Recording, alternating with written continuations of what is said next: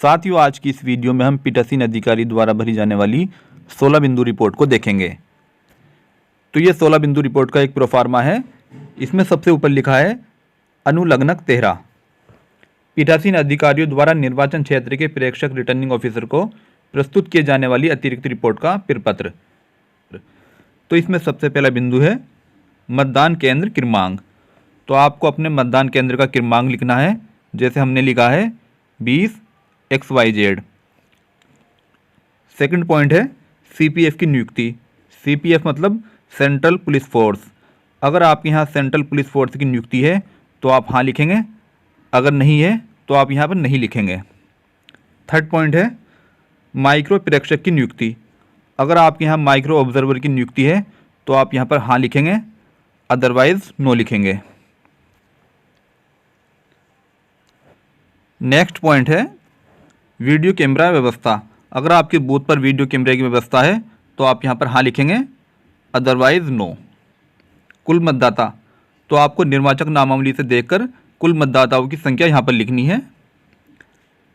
कुल डाले गए मत, तो जितने भी मत आपके बूथ पर डाले गए वो संख्या आप यहाँ पर लिखेंगे। डाले गए मतों का प्रतिशत, तो प्रतिशत की गणना आप करके यहाँ पर लिख देंगे। पॉइंट नंबर 8 है कुल अभ्यर्थियों की संख्या। तो आपकी विधानसभा में जितने भी प्रत्याशी खड़े होंगे उनकी संख्या आपको यहाँ पर लिखनी है। जैसे हमारी विधानसभा में 12 प्रत्याशी खड़े थे तो हमने लिखा 12। नेक्स्ट पॉइंट है अभ्यर्थियों की संख्या जिनका प्रतिनिधित्व मतदान अभिकर्ताओं द्वारा किया गया। तो यहाँ पर हमने लिखा 5। हमारे यहाँ 12 प्रत्याशी थे जिसमें से 5 प्रत्याशियों के अभिकर्ता ही हमारे पास आए और उनको हमने एजेंट बनाया। पॉइंट नंबर 10 है मतदाताओं की संख्या जिन्होंने EPIC के अलावा अन्य दस्तावेजों द्वारा मतदान किया। तो ऐसे मतदाताओं की संख्या 550 थी जिन्होंने EPIC के अलावा अन्य किसी दस्तावेज से मतदान किया। पॉइंट नंबर 11 है क्या नकली मतदान अभिकर्ताओं के सामने किया गया। तो ये मॉक पोल है, नकली मतदान मॉक पोल को बोलते हैं, तो आप लिखेंगे हाँ। क्या छदम मतदान क्लियर किया गया। तो यहाँ पर मॉक पोल के बाद क्लियर किया गया, इस पर लिखेंगे हाँ। पॉइंट नंबर 13 है क्या मशीन को उपयुक्त प्रकार से बंद एवं सील किया गया। तो यहाँ पर लिखेंगे आप हाँ। क्या अभिकर्ताओं के हस्ताक्षर प्राप्त करने के पश्चात उन्हें 17G दिया गया। तो आपको अभिकर्ताओं को एक 17G की कॉपी देनी होती है, तो आप लिखेंगे हाँ। नेक्स्ट पॉइंट है ऐसे मतदाताओं की संख्या जिन्होंने मतदान समाप्ति के समय सायं 5 बजे के बाद टोकन प्राप्त कर मतदान किया। तो अब समय हो चुका है 6 बजे का, तो यहाँ पर हम इसे 6 कर देते हैं।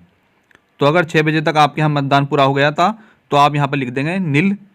अगर 6 बजे के बाद आपके यहाँ मतदान कंटिन्यू रहा तो आपको मतदाताओं को टोकन देना होगा, और जितने मतदाता 6 बजे के बाद आपके बूथ पर वोट डालेंगे वो संख्या आपको इस कॉलम में लिखनी है। टोकन देते समय इस बात का आप ध्यान रखें, मान लीजिए आपके यहाँ 10 मतदाता लाइन में लगे हुए हैं, तो जो पहले नंबर का टोकन होगा वो सबसे पीछे वाले कैंडिडेट को देना होगा। पॉइंट नंबर 16 है क्या मतदान के समय कोई महत्वपूर्ण घटना हुई। अगर कोई घटना हुई है तो आप लिखेंगे हाँ, अगर कोई घटना नहीं हुई तो आप लिखेंगे नहीं। तो ये आपके 16 बिंदु हो गए। लास्ट में इसमें पीठासीन अधिकारी को यहाँ पर नीचे सिग्नेचर करने होते हैं। पीठासीन अधिकारी के हस्ताक्षर, नाम और मध्य स्थल की संख्या व नाम। तो इस तरह से आपको 16 बिंदु रिपोर्ट को ध्यान से भरना है। अगर आपको कोई और भी जानकारी चाहिए तो आप कमेंट बॉक्स में जाकर कमेंट कर सकते हैं। धन्यवाद।